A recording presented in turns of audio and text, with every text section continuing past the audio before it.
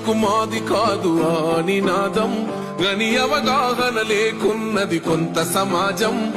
రాజ్యాంగం ప్రతిఫలాలు పొందుతూ జనం గది అంటేందని అడిగే అవివేకుల దేశం జీవితాన్ని ధారపోసినాడు రమణకై